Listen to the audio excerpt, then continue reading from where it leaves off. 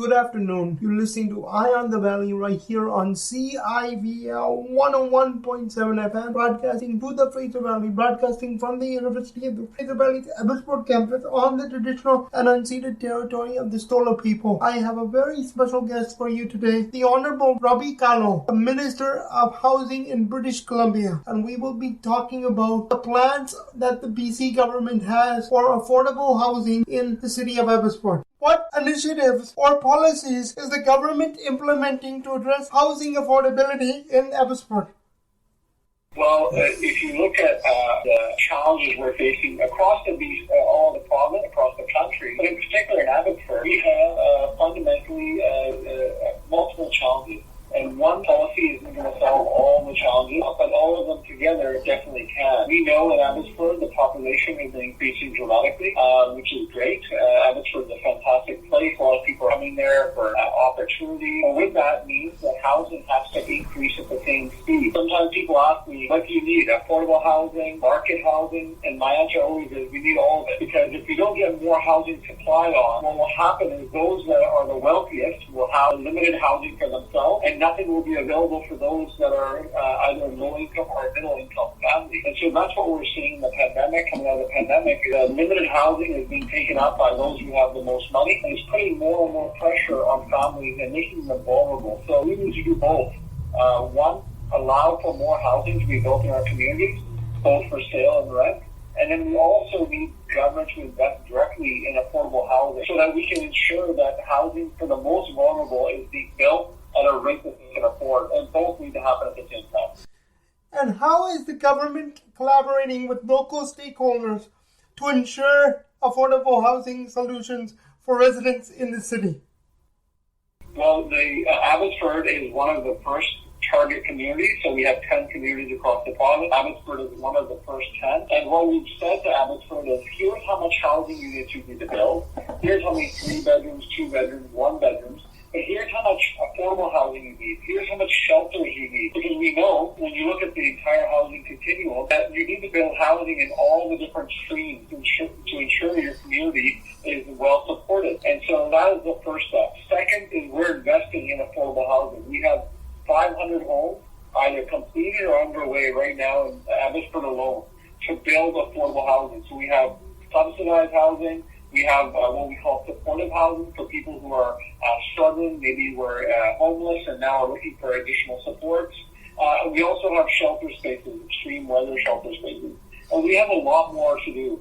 So both the targets help us get more housing built for the entire community, and then we have targeted funding more shelters for those who find themselves either in homelessness or close to homelessness.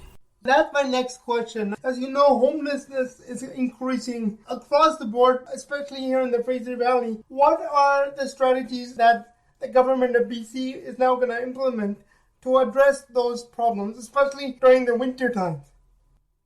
Well, Lonzo encampment is a classic example. We were able to provide a lot of the folks there housing, but we are now building supportive housing on that site where people were before. We need to work together. Abbotsford, Chilliwack, Maple Ridge, all the communities need to come together and figure out how do we support the most vulnerable people in our communities. I've been meeting with Mayor and Council in Abbotsford to work with them on how do we together as a team, figure out where the housing can go. Can we get more supportive housing? Can we get more shelters for people who need it?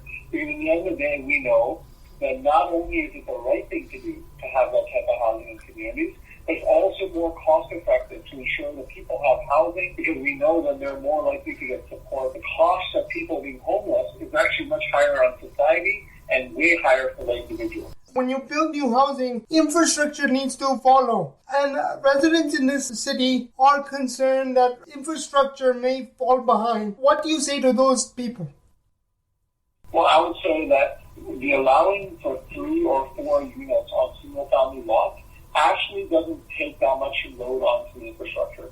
It is actually the most cost-effective way to get more housing. When you have infrastructure already built, and in many of our homes, whether it's in Surrey, Abbotsford, Vancouver, Delta, many of the homes sometimes have 6, 7, 8 people because especially within the South Asian community, we have multi-generational families.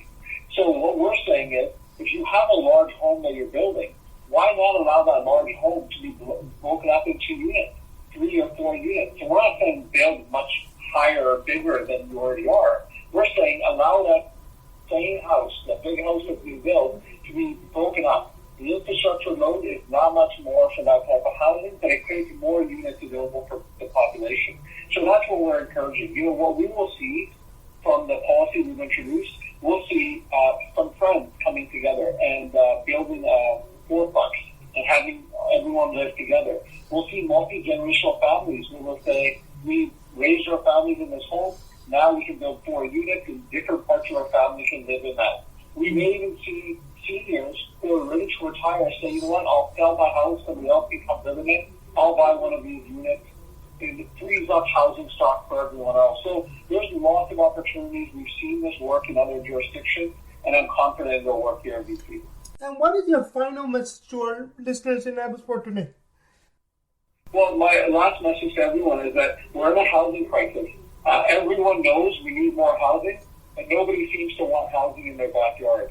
And so what we need to do is say yes to housing. Find ways to get to yes, because in the end, it's about our kids. Where are our kids going to live in the future if we don't build that housing? Yes, we can invest in the infrastructure and build the housing. Let's do both of those at the same time so we can address the challenge that we have. Thank you so much, Minister. I know you've been super busy, but thank you for taking time out of your busy schedule. No problem. Thank you for having me, and you stay safe. You too. Thank you.